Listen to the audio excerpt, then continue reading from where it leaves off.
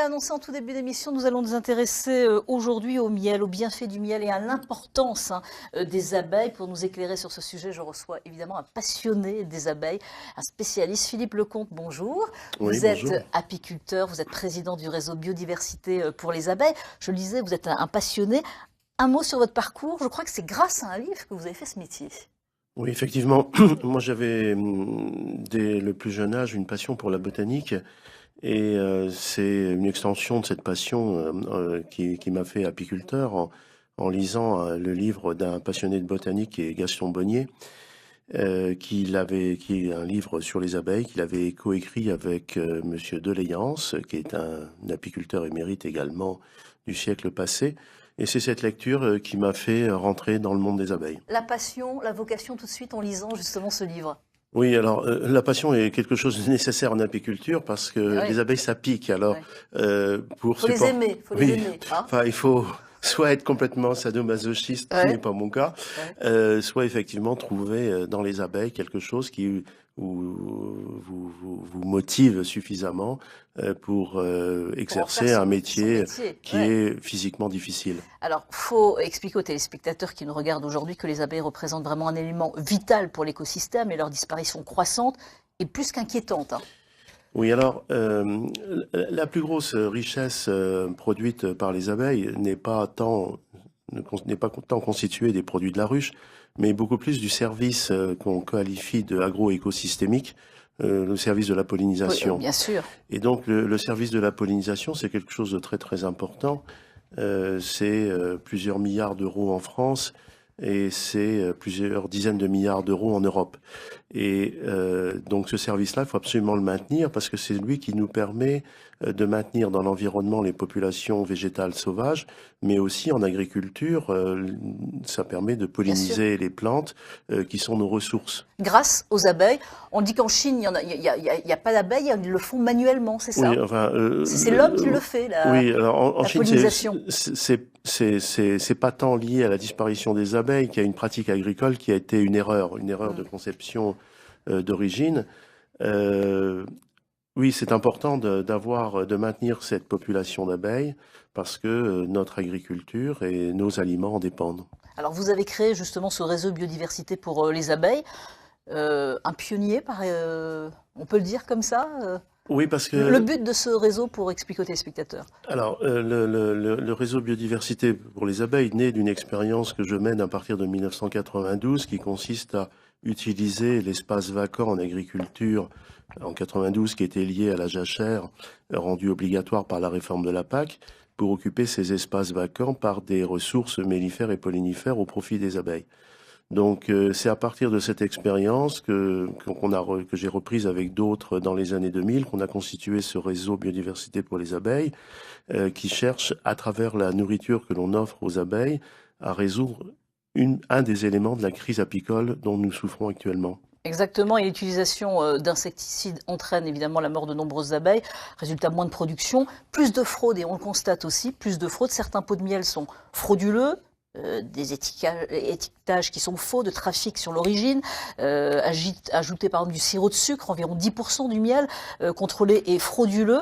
Selon le Centre d'études techniques apicoles et de Moselle, seul laboratoire français indépendant de contrôle du miel. Ça, vous le constatez, c'est terrible pour votre profession. Oui, alors des économistes de l'apiculture nous disent qu'aujourd'hui, l'apiculture globalement est beaucoup plus en difficulté à cause de cette fraude et cette adultération du miel qu'à cause des pesticides dont vous avez parlé tout à l'heure. Je suis d'ailleurs, moi-même, je défends cette logique. Comment faire pour savoir justement quand on achète et que c'est marqué par exemple que voilà on pense que c'est réel, que c'est du bon miel et que c'est une fraude? Alors écoutez, effectivement la réglementation, alors la réglementation actuelle qui qualifie le miel est une réglementation qui n'est pas si claire que ça et qui peut générer des confusions chez les consommateurs. Il faut qu'il y ait l'adresse l'adresse du producteur, qu'on se dise c'est oui, réel, alors, mais ça peut être faux. Oui, parce qu'on peut parfaitement s'intituler apiculteur sans l'être. Donc, ça rend la situation un peu compliquée. Non, pour être sûr d'avoir un miel de qualité, qui soit vraiment un miel, il faut se tourner soit vers des apiculteurs que l'on connaît, soit vers des labels qui sont sérieux. Et c'est cette logique de label qui permet aujourd'hui de donner le maximum de garantie. Mais cette réglementation va certainement évoluer dans les mois à venir, puisque l'Europe s'est saisie de ce problème-là. Puisque globalement, à l'importation aux frontières de l'Europe, on a 20% des miels qui sont refoulés parce qu'ils ne sont pas de réels miels. Tout à fait, il y a un contrôle, heureusement. Et par ailleurs, la technologie analytique a fortement évolué ces dernières années.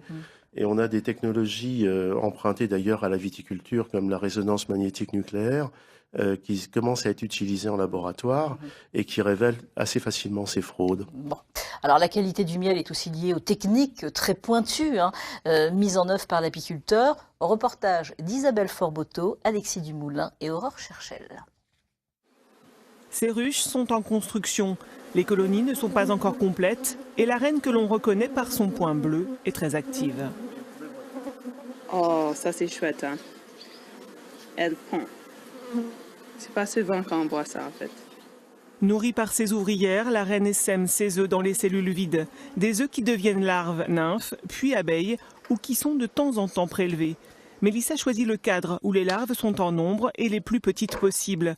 Dans le laboratoire de la mielerie, elle réalise la première étape du greffage en vue de faire des reines.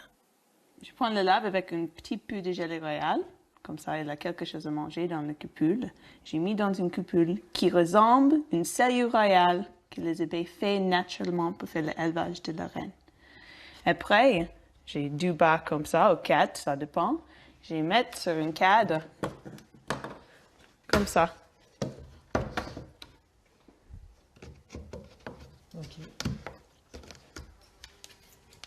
Je le mets dans la ruche. Une ruche d'élevage spécifique où les abeilles ont accès aux cupules et viennent nourrir les larves. Dans 5 jours, normalement, les abeilles font un peu de cire et elles le ferment le cupule. Et comme ça, on a de bonnes cellules avec une larve de reine dedans. C'est en couveuse que ces larves ensuite passent 5 autres jours avant d'être placées dans les ruches qui en ont besoin. Elles naissent et deviennent des reines acceptées par les colonies. À la ferme de l'Herbonne, l'élevage d'abeilles est arrivé il y a 11 ans. Jocelyne Raffi cherchait à se diversifier pour apporter un revenu supplémentaire à l'exploitation agricole. Elle s'est formée et les abeilles sont devenues de fidèles compagnons. En fait, j'ai commencé avec quelques ruches sans trop savoir, mais tout de suite, j'ai été piquée par l'affaire. Oui, c'est vraiment une véritable passion.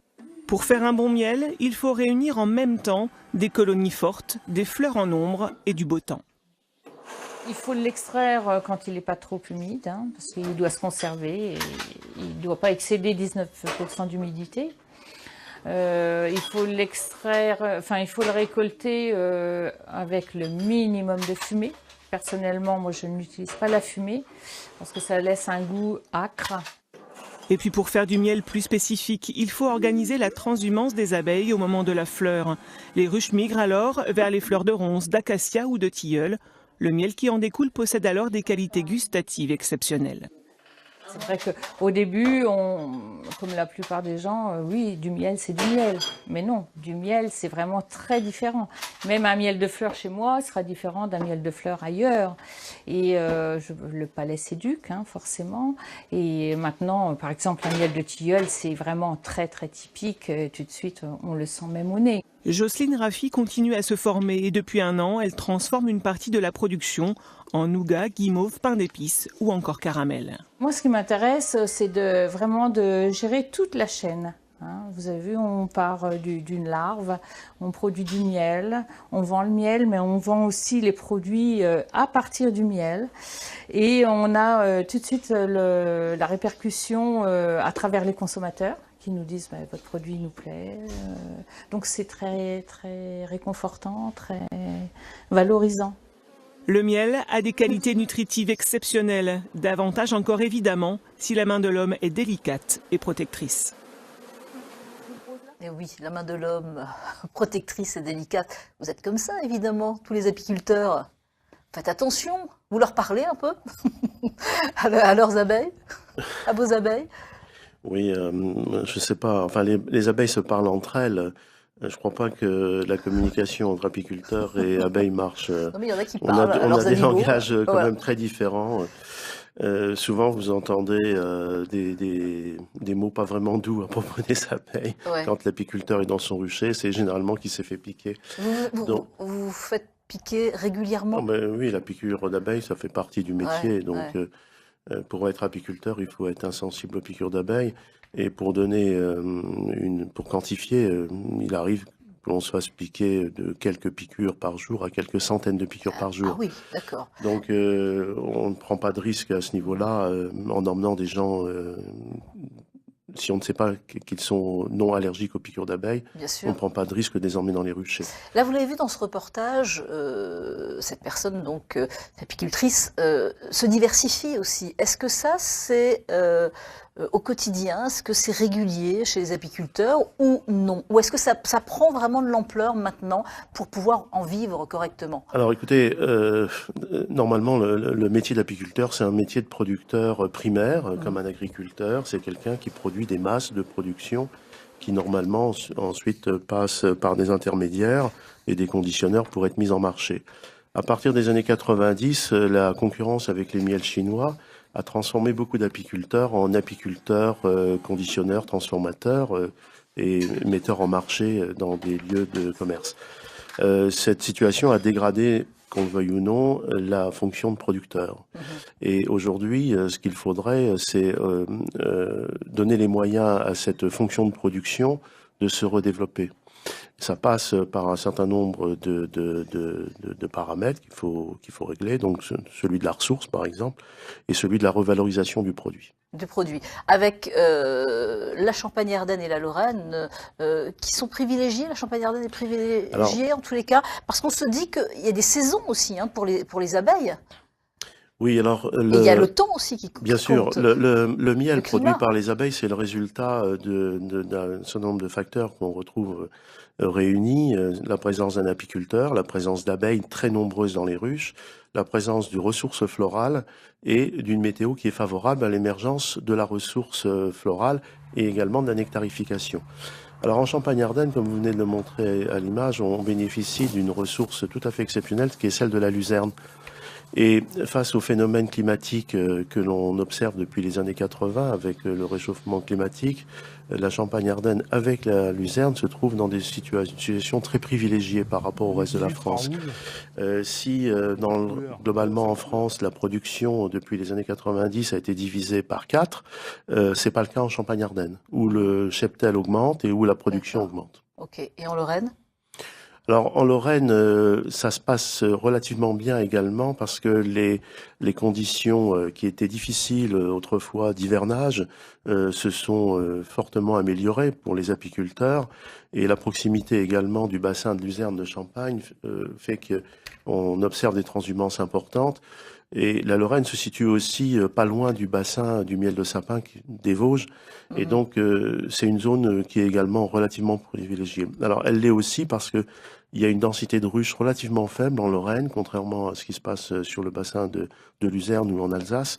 Et cette densité, la question de la densité du cheptel sur un territoire est une question fondamentale aussi pour le bien-être des abeilles sur le long terme. L'enjeu des années à venir pour l'apiculture et l'agriculture qui fonctionnent ensemble. Oui, alors, si vous voulez, il faut bien avoir en tête que les abeilles vivent de ces ressources florales et que ces ressources florales, elles évoluent dans le temps. Et qu'aujourd'hui, le principal de la ressource florale est une ressource d'origine agricole. Et donc, il y a un lien très étroit entre l'apiculture et l'agriculture, non seulement à travers le service de la pollinisation, mais aussi à travers l'offre d'une ressource pour l'apiculture, qui est d'ailleurs la garantie du maintien d'une population de pollinisateurs dans l'espace. Donc, c'est des choses que la profession agricole a parfaitement comprises.